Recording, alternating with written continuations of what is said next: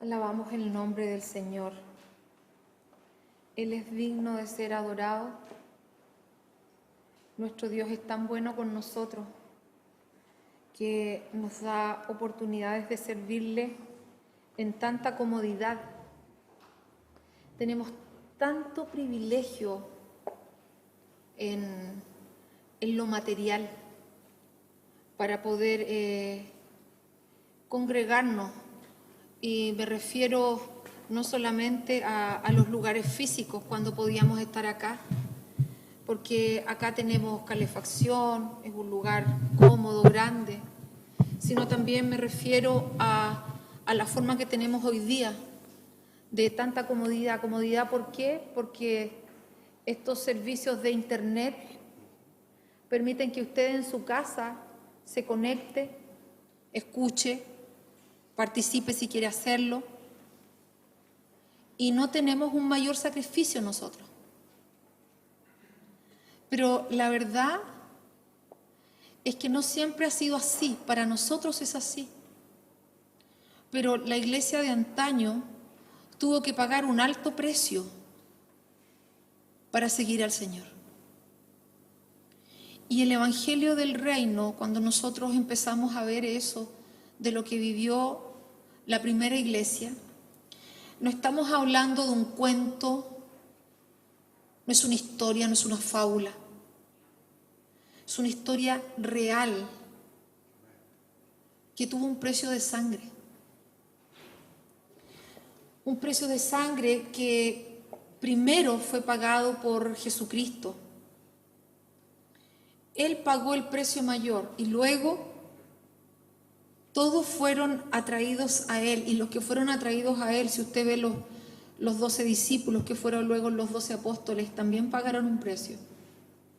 Y el precio que ellos pagaron fue de sangre, fue de vida, dieron su vida, excepto el apóstol Juan, que nosotros sabemos que fue desterrado porque luego de haber sido puesto en una olla de aceite hirviendo no murió y fue desterrado a la isla de Patmos.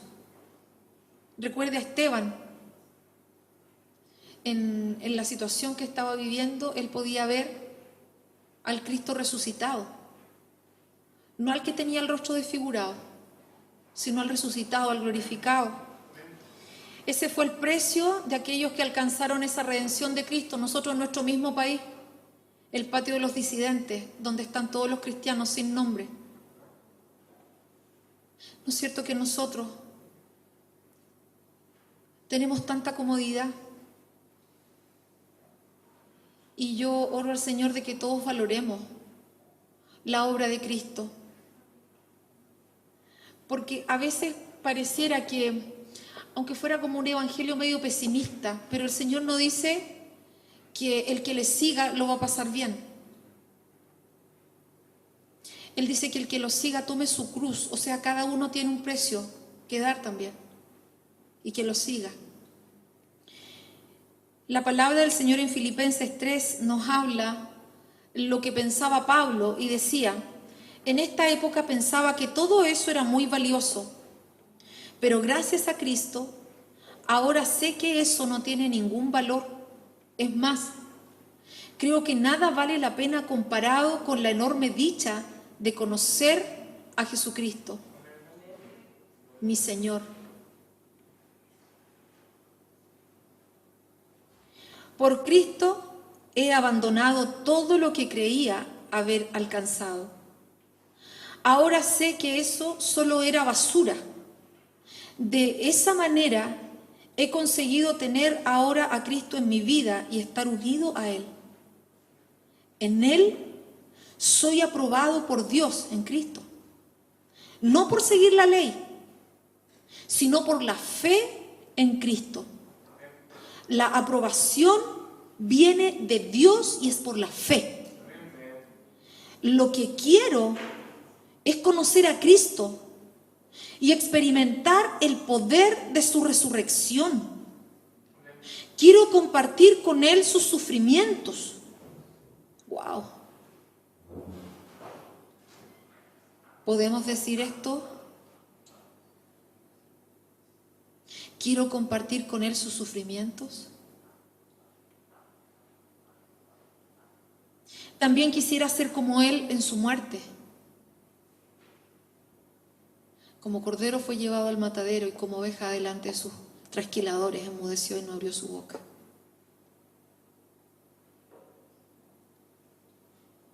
Quisiera ser como Él en su muerte y de alguna manera poder alcanzar la resurrección de los muertos.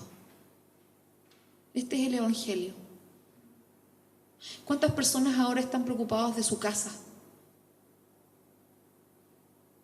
En este momento, cuando compartimos la palabra, están preocupados de otra cosa y no preocupados de que la vida de Cristo se forme en ellos.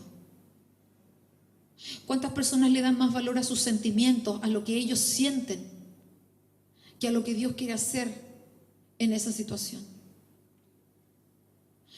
¿Cuántos de nosotros decimos mi vida es del Señor?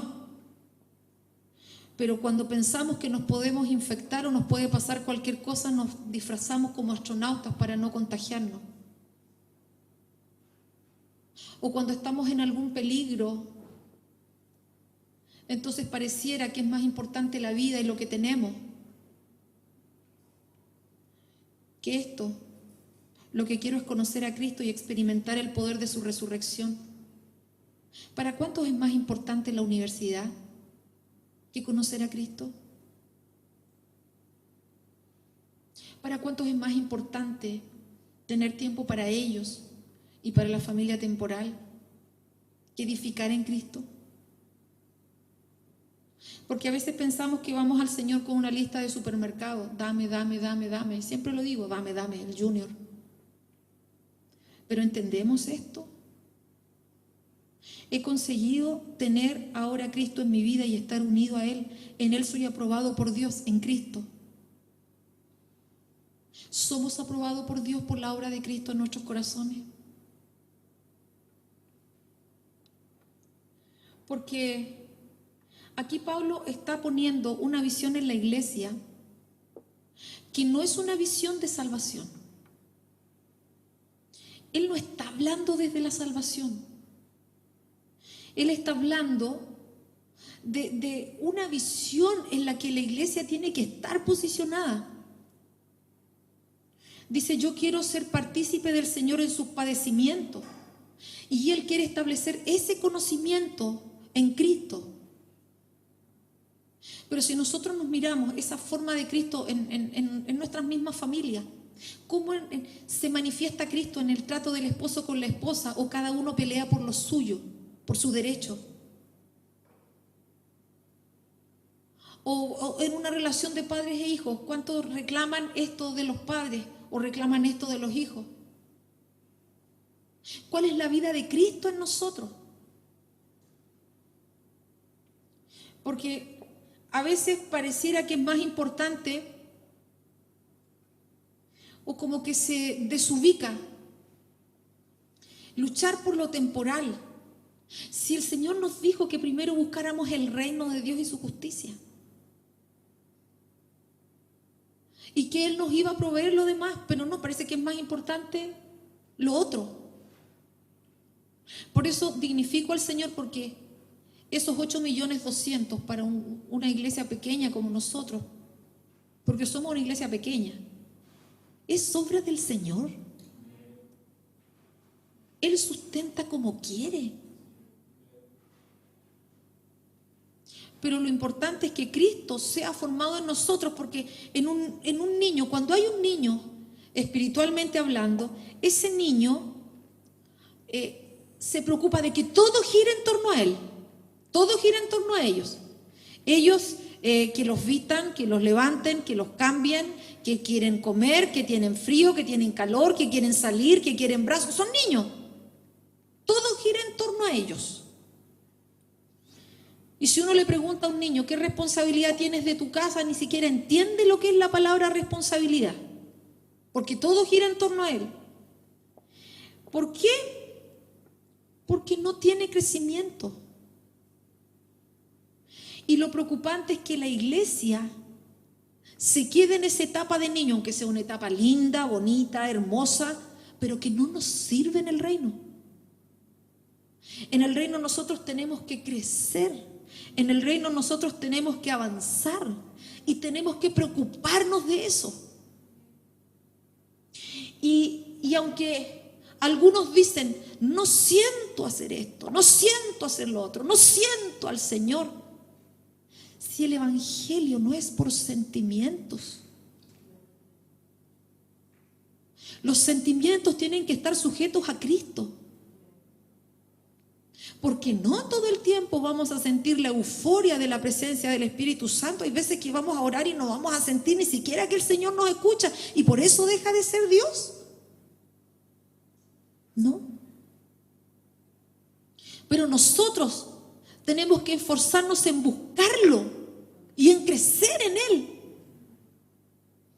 Dice Pablo, hermanos, yo mismo no pretendo haberlo ya alcanzado, pero una cosa hago, olvidando ciertamente lo que queda atrás y extendiéndome a lo que está delante, prosigo a la meta del supremo llamamiento de Dios en Cristo Jesús. ¿Usted prosigue a la meta del supremo llamamiento en Cristo Jesús? ¿Usted está en eso? ¿O a usted ya no le queda tiempo para pasarlo con el Señor?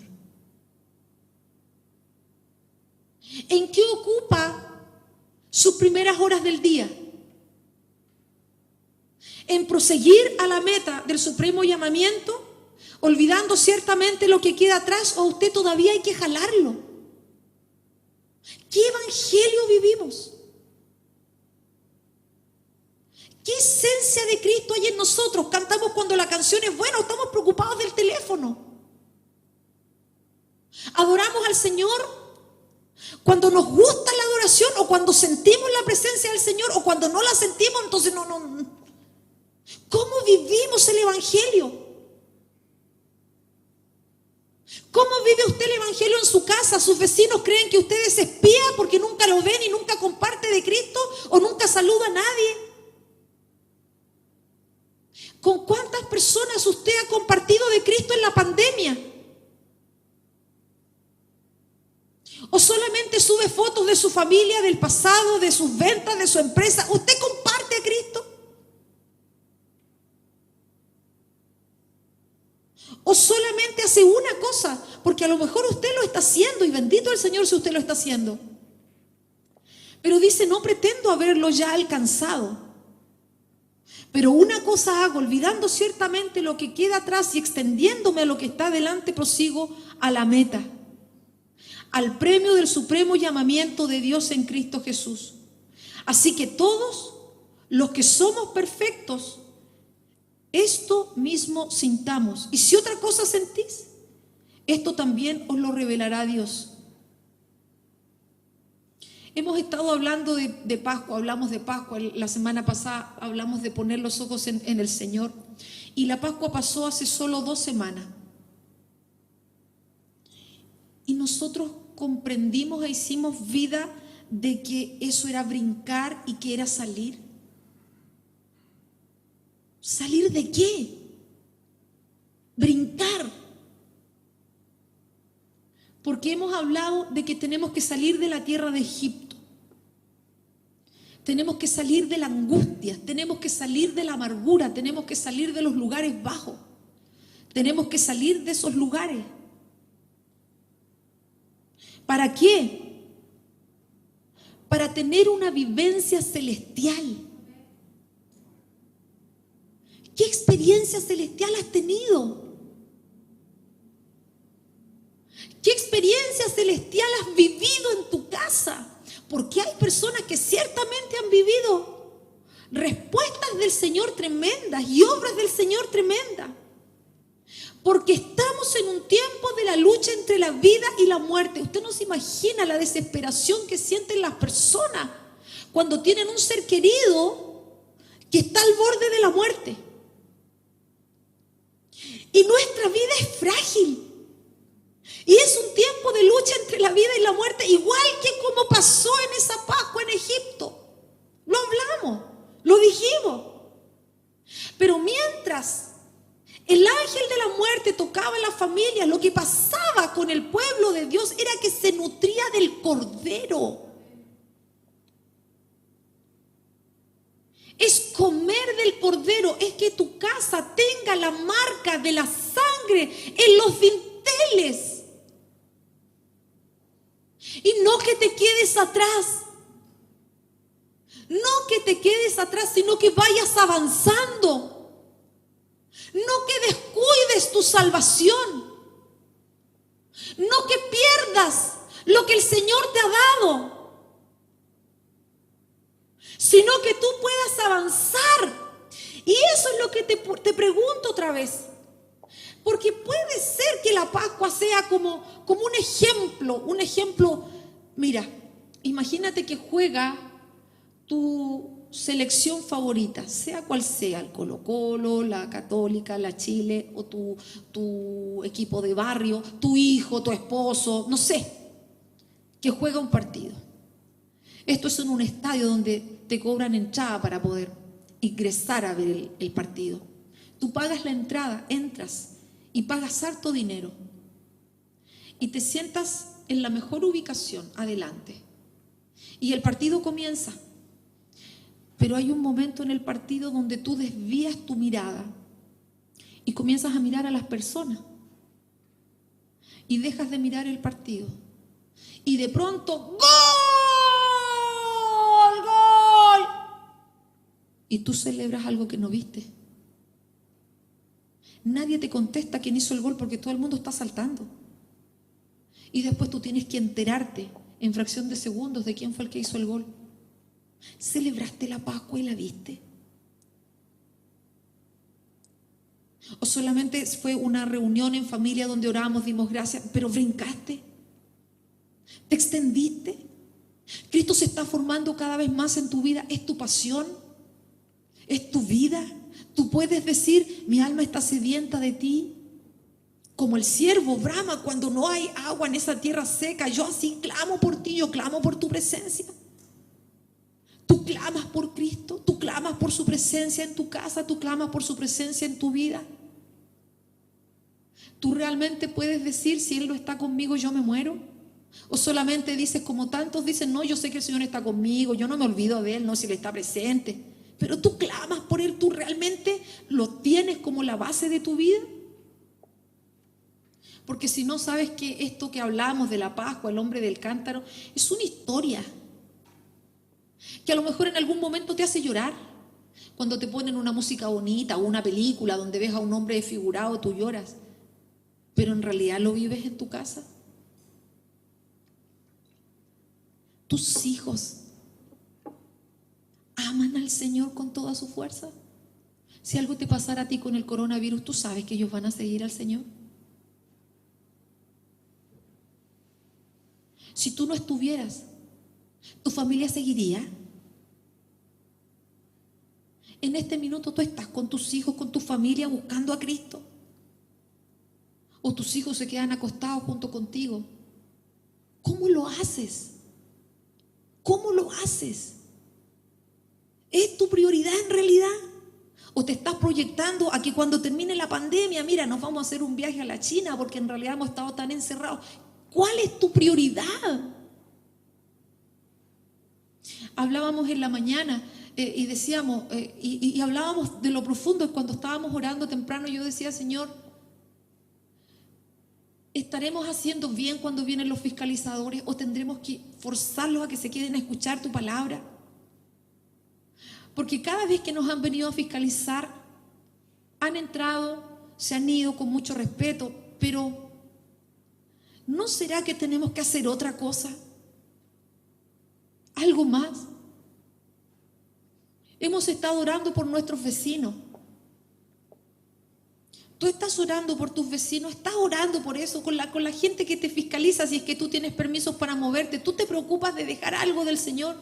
Era tanto que yo llegué a soñar en mi, no quiero decir rayadura, pero en las cosas que me dan vuelta, que yo soñaba que me controlaban, y entonces yo les hablaba a los que me controlaban y los bendecía y les hablaba del Señor. Y llegamos a la conclusión de que cuando vengan les vamos a compartir del Señor y vamos a orar por la gente, porque Cristo se tiene que formar, soltar en nosotros.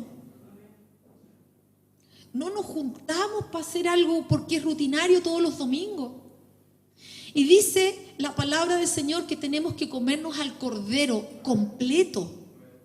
Éxodo 12:4 dice: si la familia es demasiado pequeña para comerse todo el cordero, entonces el jefe del hogar y su vecino lo compartirán, repartiéndolo según la cantidad de personas que hay en cada familia.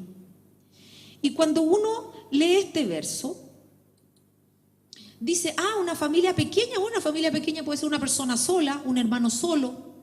Una familia pequeña puede ser un matrimonio sin hijos, con un hijito, 3 nomás, que se van a comer un cordero entero 3 personas. Uno piensa en números, pero fíjate que no. Cuando habla de familia pequeña, lo que está diciendo, si la familia es ineficaz, no puede comer el cordero. Si la familia es ineficaz, no discierne qué es comer a Cristo. Porque ineficaz significa inmadura. Una familia inmadura no discierne el cuerpo de Cristo, menos va a discernir cómo comer a Cristo, aunque sean 8 o sean 10 en la casa. Y que todos se congreguen, porque congregarse no es sinónimo de crecimiento en Cristo. ¿Qué es una familia ineficaz? Una familia que todavía pelea con cosas que no le gustan. No logra ver la obra de Cristo en otro. Todavía pelea porque la reunión es así, porque la cosa se hizo así, porque no tiene un fundamento de Cristo. Sino que lo que busca y lo que quiere, lo que anhela, es que las cosas se hagan como psicológicamente podrían hacerse. Eso nos habla, por ejemplo, ¿y cuántas personas que hoy día me dicen, no, yo leí el libro de psicología y me dice que hay que criar a los niños así? Familia ineficaz. Porque el fundamento de dirección para los hijos es la palabra de Cristo. O cómo hacerlo con esto, o psicológicamente esto. Y no estoy diciendo que lo otro sea malo, pero el fundamento es Cristo y Él es el camino. Eso es una familia ineficaz. Ahora, esa familia ineficaz tenía que juntarse con otra familia, con una familia grande, para poder compartir el cordero. Y cuando hablamos de esa familia grande, estamos hablando de una familia que tenga un nivel de crecimiento y de madurez que pueda jalar al otro. Pero el Señor no quiere que nosotros estemos siempre en la etapa de niñez.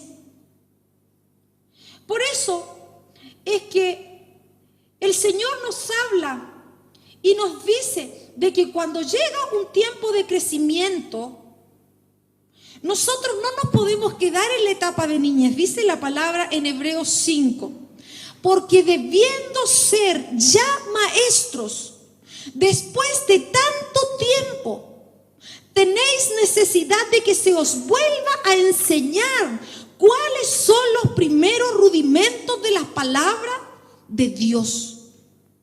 Y habéis llegado a ser tales que tenéis necesidad de leche y no de alimento sólido. Y todo aquel que participa de la leche es inexperto en la palabra de justicia, porque es niño. Pero el alimento sólido es para los que han alcanzado madurez, para los que por el uso tienen los sentidos ejercitados en el discernimiento del bien y del mal. ¿Cómo ejercitan los sentidos? Sirviendo. Los sentidos se ejercitan sirviendo. Si no, no los puedes ejercitar. Nosotros tenemos que servir. Debiendo ser ya maestros, todavía alegré, pero tremendamente. Tenía una administración que se tuvo que correr como 3 semanas más o menos. El viernes, 3 semanas, ¿cierto? Cuando viene la hermana acá con su discipulador a ministrarse, me dice: pastora, yo estaba preguntándole al Señor qué decirle. ¿Por qué? Le digo yo, dime de qué te tengo que ministrar. Es que no sé. ¿Cómo así? Es que sí, yo sé lo que hablábamos y el video que tenía que verlo y yo lo vi, ¿ya? Pero es que todo eso que yo le hablé en ese tiempo ya no lo tengo. ¿Y qué fue lo que hiciste? Bueno, lo que pasa es que yo escucho las predicaciones, y no podría decirle cuál porque las escucho todas y se me cruzan todas, y al escuchar las predicaciones y al orar, el Señor me liberó. Entonces lo que yo tenía ya no lo tengo. Entonces vengo acá, pero no sé qué decirle. Estaba preguntándole aquí a mi discipuladora que le hablo, porque qué problema tengo, porque me he dado cuenta que el problema lo tengo yo, que el Señor ya no tiene nada que ver. Qué tremendo, le dije yo, pero qué lindo. Entonces, pastora, no sé, pues quiero hacerle algunas preguntas, algunas dudas. Ahí el discipulador también comenzó a hacer preguntas. Pero ¿te das cuenta del crecimiento? Ahora, específicamente en esa familia, diariamente buscan al Señor. Y yo sé que si necesito hablar con ella, tengo que hablarle de las 6 a las 7 de la mañana, porque a esa hora están orando todos los días. Todos los días oran a esa hora, y yo sé que su discipuladora ora a las 5:30. Debiendo ser ya maestro, ¿tú todavía tienes necesidad de leche? ¿Tú estás sirviendo? ¿Qué haces tú para manifestar a Cristo? Lo más básico, ¿estás orando por alguien? ¿Tú clamas por la presencia del Señor en tu vida? ¿Tú sales de tu zona de comodidad? Pasamos a visitar el otro día una familia, y esa familia nos dio una ofrenda de alimento, porque de alguna manera ellos querían compartir de Cristo con otras personas. Y les dejamos esa inquietud, les dejamos la inquietud de cuál era el diseño que el Señor tenía para ellos en ese tiempo, aunque el esposo está sirviendo activamente a la congregación. Por lo tanto, cuando nosotros hablamos de que la familia pequeña se junta con la familia grande, estamos hablando de una familia madura, y esa familia grande, la palabra que el Señor usa para esa familia es chacán. Y chacán quiere decir tener residencia permanente. O sea, tener una residencia permanente está hablando de personas que viven constantemente en la presencia de Dios. Otra discipuladora me decía el otro día: estoy media inquieta porque hay una discípula que le digo, oremos a las 6, no quiere, oremos a las 7, no quiere, que no puede, que los niños, oremos a las 11, no, tampoco puede. Y ella me decía: ¿cómo va a tener la presencia del Señor permanente en su casa si no lo busca? Y esa palabra, chacán, viene de la palabra chequiná, que es la presencia pura de Dios. Y esa presencia pura de Dios se muestra en el lugar santísimo.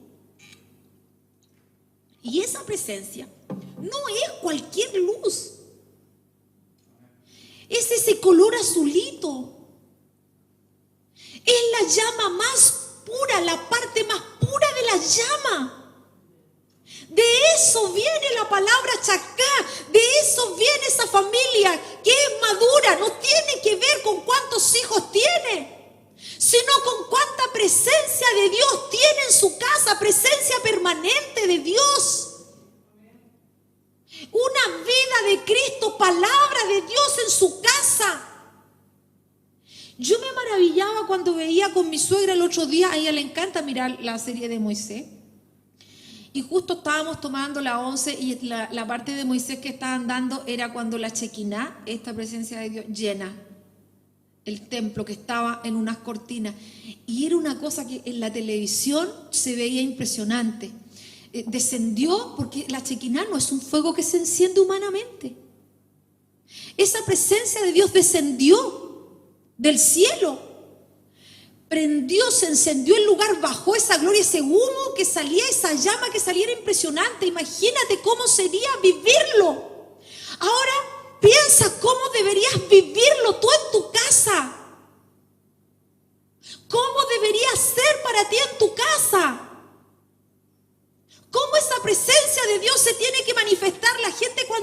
manera dice: esta persona es una persona que en realidad tiene la obra de Cristo, pero viviente, que se le nota. O a ti no te quieren saludar. ¿Qué pasa contigo? La gente te busca o no se quieren relacionar contigo porque no tienes la gracia del Señor en ti. Porque una persona que tiene la presencia de Dios permanente, eso se percibe, eso se nota. Es una tierra deseable. Y esa familia madura tiene que comer el cordero con esa familia ineficaz. ¿Para qué? Para que pueda discernir y pueda comer. ¿Tú estás comiendo el cordero o a ti te da repugnancia? ¿O tú quieres comer del cordero solo lo que a ti te gusta? Jesús dijo, de cierto os digo, si no coméis la carne del Hijo del Hombre y bebéis su sangre, no tenéis vida en vosotros. El que come mi carne y bebe mi sangre tiene vida eterna. Varias personas han contado que cuando están conectados a respiradores mecánicos, una vez que salen de esas crisis, y nuevamente yo confirmé esa información con una hermana, tienen pesadillas tremendas. Yo creo, no digo que sea así, pero yo creo que se produce una desconexión entre el espíritu y el alma, una separación que hace que el espíritu de la persona quede expuesto a cualquier otro espíritu, porque una anestesia no es algo inocente. Se produce una desconexión de las emociones con tu cuerpo y con tu espíritu. Pero hay hijos de Dios, específicamente un hijo de Dios, que cuando estuvo en esa conexión, en ese coma inducido, él tuvo experiencias con Dios, con el Padre. Yo te pregunto, ¿tú comes a Cristo? ¿Tu espíritu tiene esa vida eterna dentro de ti? Mi carne es verdadera comida y mi sangre es verdadera bebida. El que come mi carne y bebe mi sangre, en mí permanece y yo en él. Como me envió el Padre viviente y yo vivo por el Padre. Y no estoy despreciando tu casa. No estoy despreciando a tu esposo ni tu esposa, pero ¿por quién vives tú? ¿A quién tienes grabado aquí en el corazón? Porque el amar a tu familia tiene que ser una consecuencia de amar al Señor, porque si no tu amor es impuro.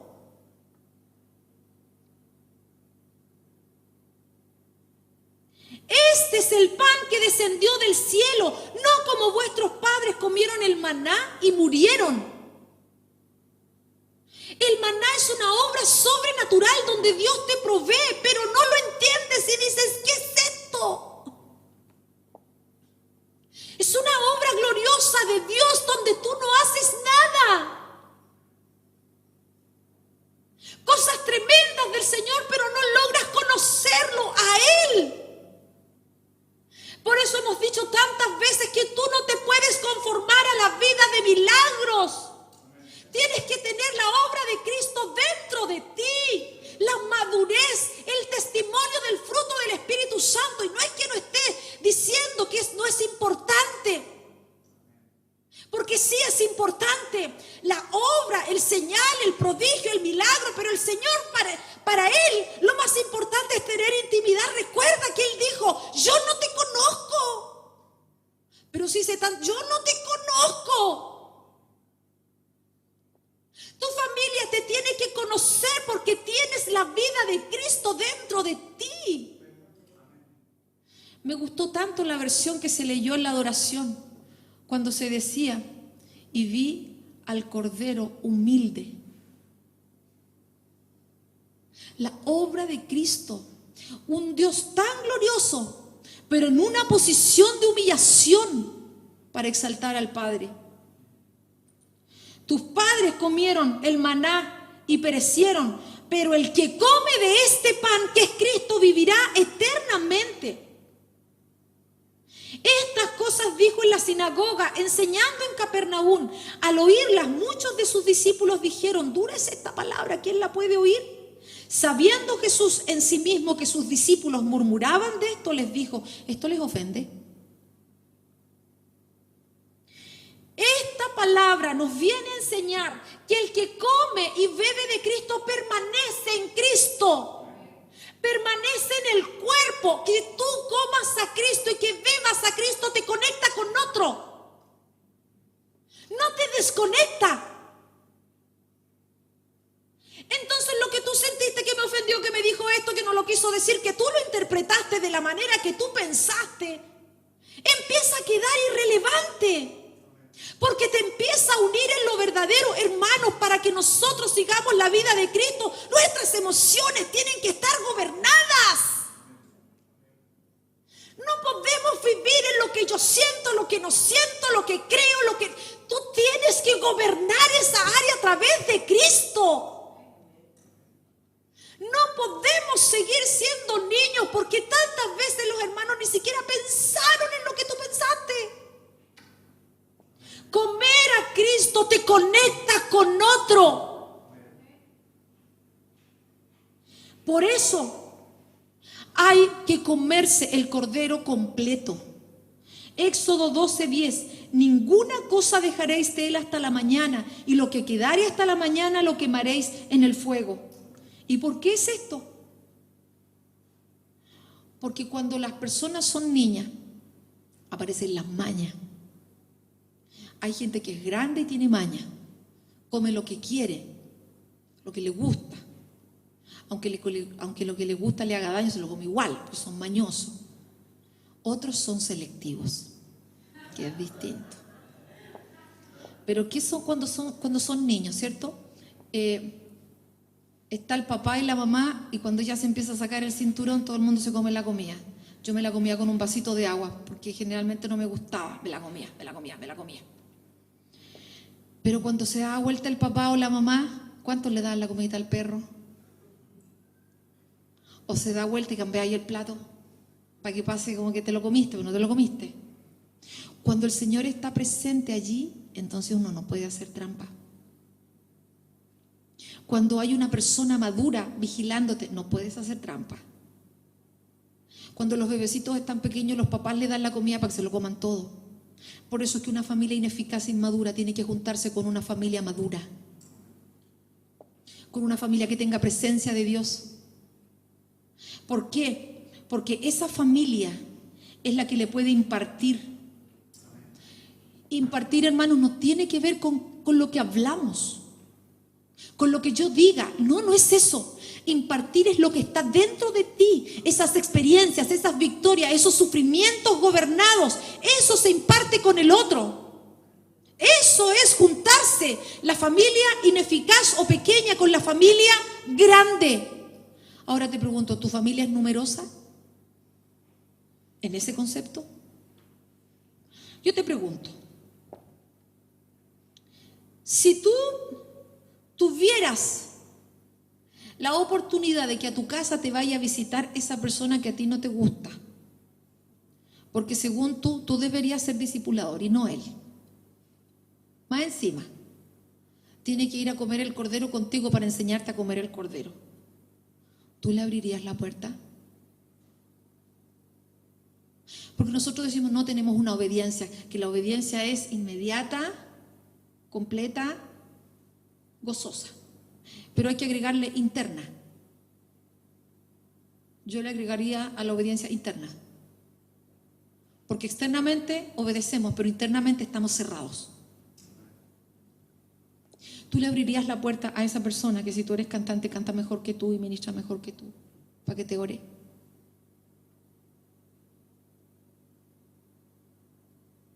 O tú vas a la casa de alguien y pucha, pero voy para allá para que me ministren, pero en realidad, ¿cómo me va a ministrar? Yo soy un cabro. Yo soy mayor. Aparte no tienen ni estudios teológicos y yo tengo no sé cuántos estudios. O me va a ministrar alguien que es dueña de casa y si yo fui a la universidad y tengo licenciado. Sacamos a Cristo de la ecuación. Lo sacamos. La gente que va a tu casa o la gente que te llama por teléfono, ¿te edifica, habla contigo cosas del reino o te dedicas a otras cosas? Porque otra cosa es no comerte el cordero. El cordero se come en forma corporativa, se come como cuerpo. No se come de otra manera, y el comer a Cristo de esa manera corporativa nos posiciona en un lugar mayor para que podamos ser herederos, pero a la vez testigos de Cristo. ¿Y cuál es el problema si no lo hacemos así? El problema de este tiempo es el espíritu del anticristo, que ya lo hemos hablado tantas veces. El problema es el espíritu del anticristo. Entonces tú, cuando tú vas a la casa de alguien, tú edificas o te pones a decir cosas que no corresponden a la vida de Cristo. Nuevamente te digo lo que hablamos, o andas en acciones que no dignifican al Señor. Y aquí hablo de que nosotros tenemos un ordenamiento de esa familia mayor. Entonces, no es para que tú digas, lo que pasa es que la pastora no quiere que hablen mal de ella y le digan cosas de ella. No, hermano, si tú tienes una autoridad en tu discipulado. Tú tienes una autoridad para que ore contigo. Tú tienes una persona que te ha sido asignada para ayudarte en este tiempo. ¿Qué te haces hablando con otro y no sujetándote a la persona que el Señor te puso? Si no te sujetas a la persona que el Señor te puso, eso es el espíritu del anticristo. Porque no te comes la porción de Cristo que tiene esa persona. En algo tan básico que a lo mejor te llama para que ores y tú no quieres orar. O a lo mejor te llama porque te toca juntarte en el tiempo de discipulado y tú no quieres. O no te gusta ese discipulado y te quieres cambiar a otro. O no te gusta la hermana, encuentras que el discipulado es no sé quién. Eso es el espíritu del anticristo. No tenemos entendimiento de lo que es una autoridad. No tenemos entendimiento de lo que significa que el Señor ponga a alguien para dirigirte. Y no sé si será porque nuestro país fue un país que se tuvo que abrir la independencia de una manera especial. Y no tuvo un entendimiento de lo que es tener un rey, como dicen algunos, que cada uno aquí hace lo que bien le parece. Y no es así, iglesia preciosa. Somos irreverentes en la adoración, somos irreverentes en la palabra, somos irreverentes en el discipulado, somos irreverentes a la instrucción. Somos irreverentes porque no entendemos a quién estamos sirviendo. Y no es que no tengamos que decir las cosas, porque esa es la forma de tratar las ofensas. Pero luego esas cosas tienen que quedar atrás. ¿Y cuándo dejamos de tratar las ofensas? Cuando morimos con Cristo. Con Cristo estoy juntamente crucificado y ya no vivo yo, mas Cristo vive en mí. Entonces tú te vas a dar cuenta que no estás crucificado cuando tú te sientes, cuando yo me siento. Porque tú ya sabes que a los muertos no les pasa nada. Tenemos que comernos el cordero. ¿Qué significa ese espíritu del anticristo? Es aquel espíritu que no reconoce que Cristo vino en carne, que Cristo descendió y que Cristo está viniendo, que Cristo está habitando entre nosotros, que hizo su tabernáculo, que Él está dentro de ti, que está dentro de tu hermano. Si tú entendieras que tu hermano tiene a Cristo, ¿cómo tú hablarías mal de tu hermano? ¿Cómo podías hablar mal de alguien que tiene a Cristo en su vida? ¿Cómo puedes pensar mal de tu hermano si dentro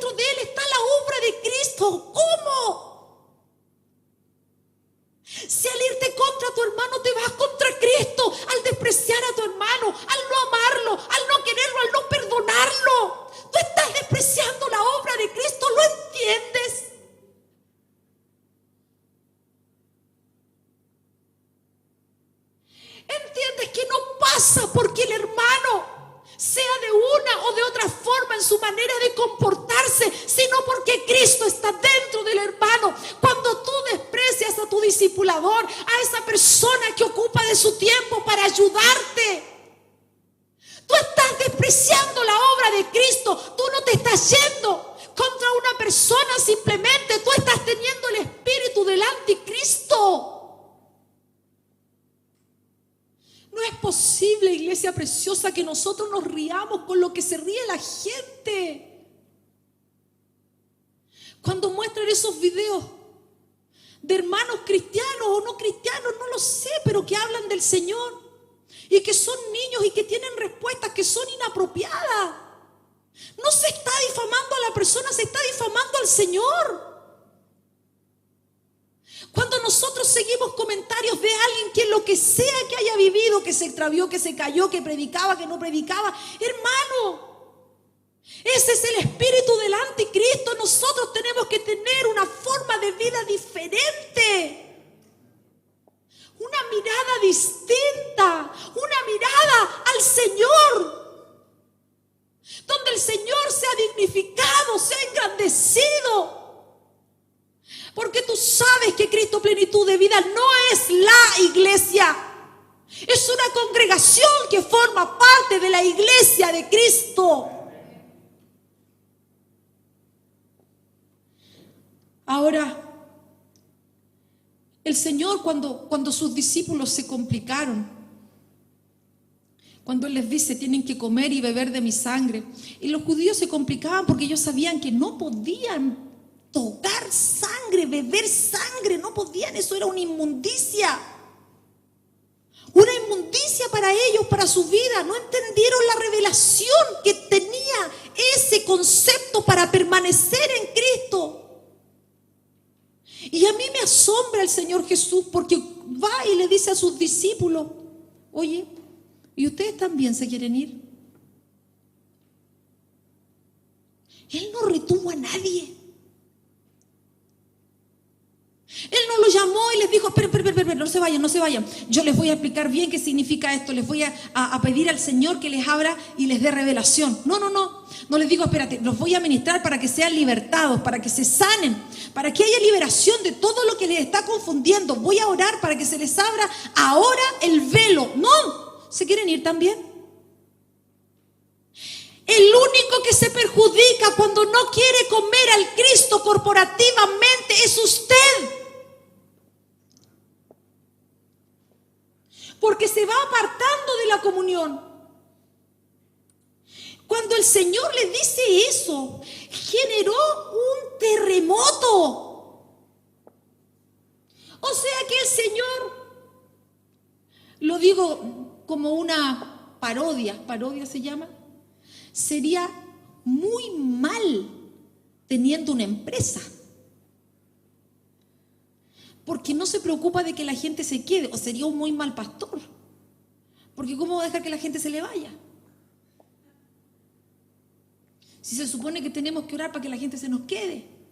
No, si la iglesia es del Señor, tenemos que hacer lo que tenemos que hacer. El que añade es Él. Nosotros no tenemos ninguna congregación perfecta. No existe la congregación perfecta. El Señor es el perfecto. Cristo es perfecto. Él, sin mancha, sin arruga, intachable. Pero el Señor les pregunta: ¿ustedes también se quieren ir? Porque el Señor no comercia con la vida eterna. Él no comercia con lo eterno. Entonces, ¿te unes a Él o dejas de andar con Él? Y con esto ya quiero ir terminando. Andar con Él, la palabra peripateo, que usted la conoce tanto, que la hablamos también, que está conectada con Génesis, cuando el Señor da la orden: multiplicar, fructificar, llenar la tierra, sojuzgarla. Es decir, pisotear sobre otros poderes. Nosotros andamos con Él, peripateamos, gobernamos sobre las situaciones. Si nosotros no peripateamos con Él, entonces no gobernamos sobre las situaciones. Mateo 5 nos relata cuando el Señor va caminando en el mar. En realidad no es caminando, sino que es peripateando. No va andando.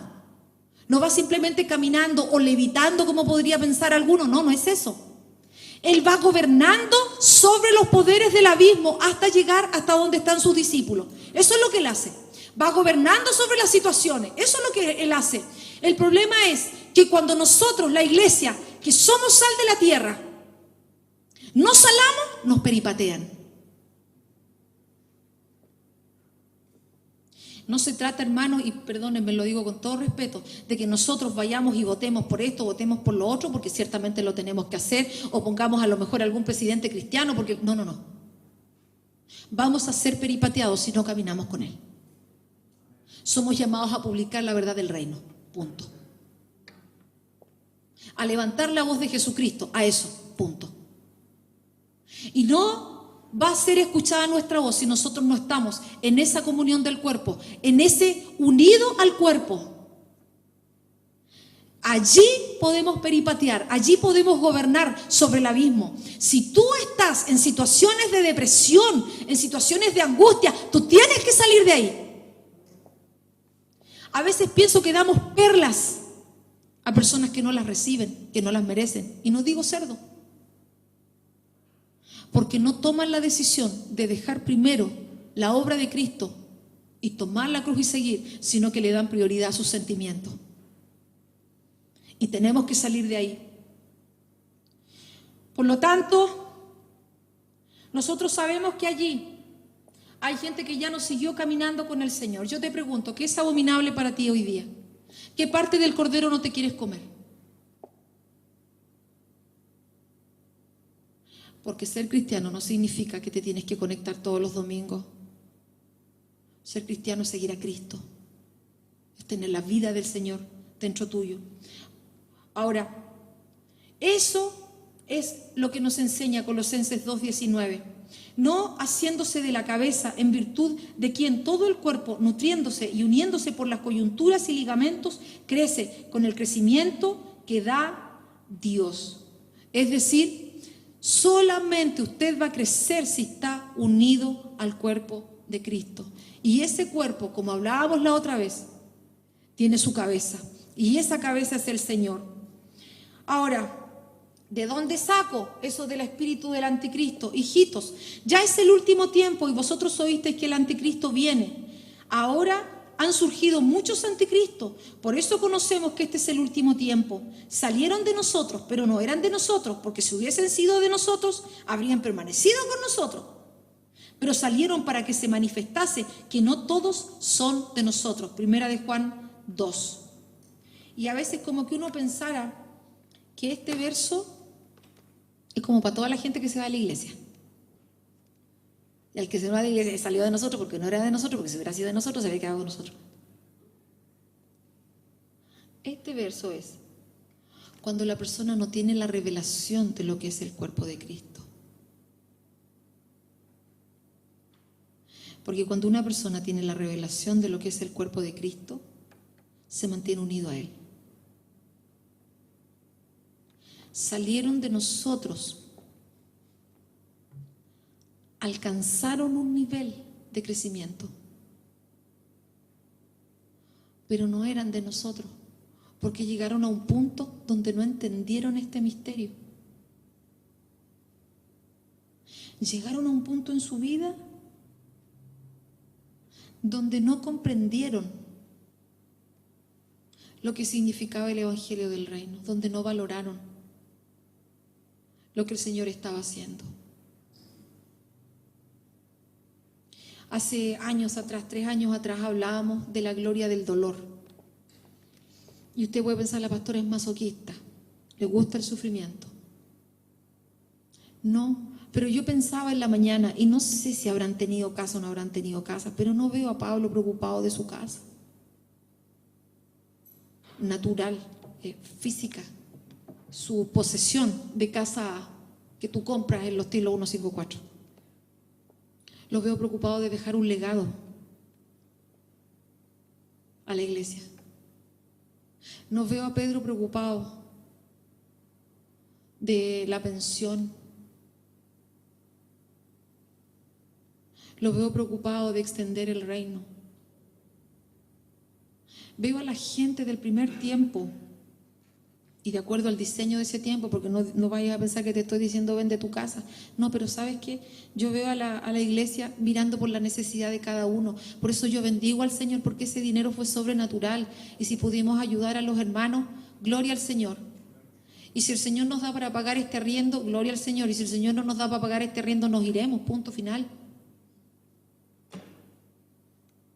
Pero no los veo preocupados de las cosas naturales y temporales.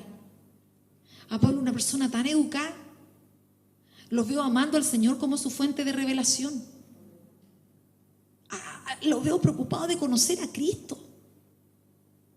Y no es que te esté diciendo que no sea bueno que nosotros estudiemos, porque tú sabes que yo soy la primera que me encanta estudiar, me gusta mucho investigar y ver. Pero la prioridad es el Señor, Él, su fuente, su vida. Entonces, quiero llevarte a esto. ¿Te estás comiendo el cordero? O el Señor tiene que permitir otra cosa, porque hemos dicho muchas veces que los días son malos, aunque yo veo que estos días son de gloria. Yo me gozo mucho con los hermanos con los que algunas veces nos encontramos acá, porque hasta lo siento hasta apasionante. La pastora no entiende lo que dice. No lo siento apasionante porque encuentro que el Señor nos ayuda para vencer la oposición y compartir de Él. Y nuestras vidas están en sus manos. Si están en sus manos.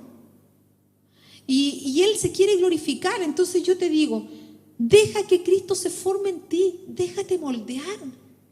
Déjate enseñar, déjate ministrar. Y si tú estás haciendo eso, continúa haciéndolo. No lo dejes. No es que haya un tiempo donde haya que orar y después un tiempo donde no haya que orar. No es así. Un tiempo donde haya que ayunar y otro tiempo donde no haya que ayunar. No es así. Un tiempo donde haya que pedir al Espíritu Santo y después no hay que pedir al Espíritu Santo. No, si lo necesitamos. Lo necesitamos hoy. Necesitamos la obra de Cristo hoy. Entonces no te conformes y pídele al Señor que te abra los ojos del entendimiento y no tengas el espíritu del anticristo en tu vida, sino que cada vez que tú quieras hacer algo indebido, piensa que ese hermano tiene la presencia del Señor también en su corazón. Si es pequeño, ten paciencia, ayúdalo a crecer. Si es más grande, respétalo. Si está contigo, vayan juntos caminando, creciendo en el Señor y sujetándonos siempre a la cabeza que es el Señor.